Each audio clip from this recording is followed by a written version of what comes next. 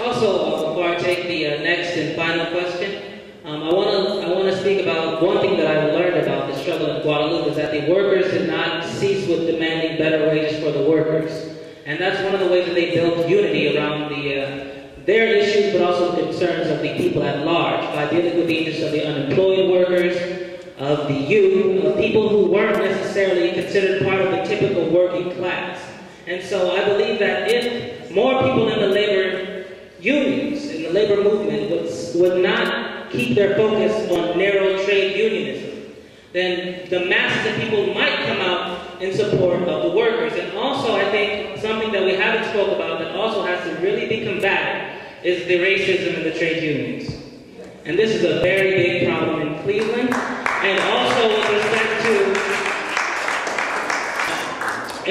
respect to the inability of many people to even get in the unions to begin with. And so when you have massive portions of the population that are also exploited, also oppressed, unable to even get involved in a labor struggle because the union itself discriminates against the oppressed people, then I think that puts a block at getting mass mobilization. But as soon as people break out of a trade unionist framework and deal with the masses of the working people, I do think the masses of the working people will stand behind the labor leadership in a much stronger fashion. And I think it is possible to get the kind of mobilization that they got in Guadeloupe, in a city like Cleveland, where we have a lot of workers being laid off, a lot of workers being exploited, and their power to fight against that exploitation being weakened. So I think we have an absolute necessity in this country, especially, to start uniting outside of just the narrow trade union and having the people who are engaged in trade union struggles support the struggles of all the oppressed people.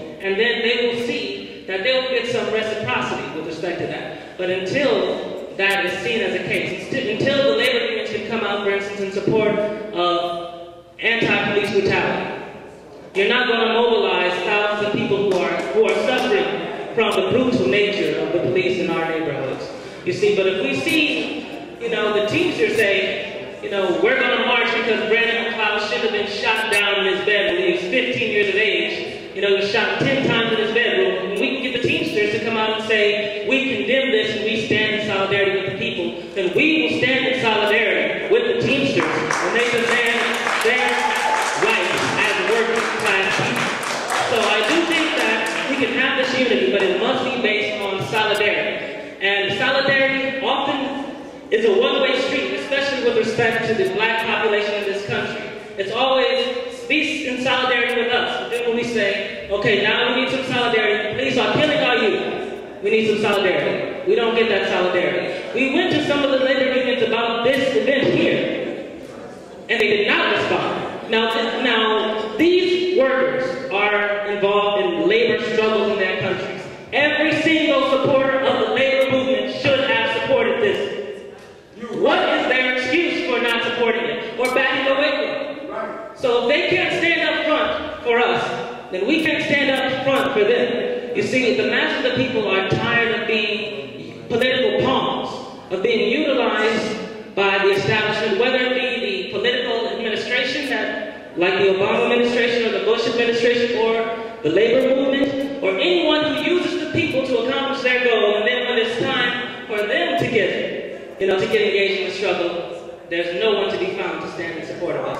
How many people can stand in support of the liberation of political prisoners who engaged in the freedom struggle in this country? Now, no one here can deny that there was massive repression in this country of black people just struggling for their rights as human beings, and that as a result of that, many people decided that it was necessary to take the struggle to a different level. And they engaged in the armed struggle, as they had a right to do according to international law. When you are facing a racist regime, you have a right to resist it, including by force of arms. Now, where is the solidarity with respect to that? We talk about political prisoners in Cuba, political prisoners everywhere in the world. There are hundreds of political prisoners in this country, no solidarity for them. So I think that in order to build mass movements and mass solidarity, there has to be genuine solidarity across the working class, from the workers to the masses of the struggling people, and then the masses of the struggling people will get behind the workers when they start fighting, and they're going to have to fight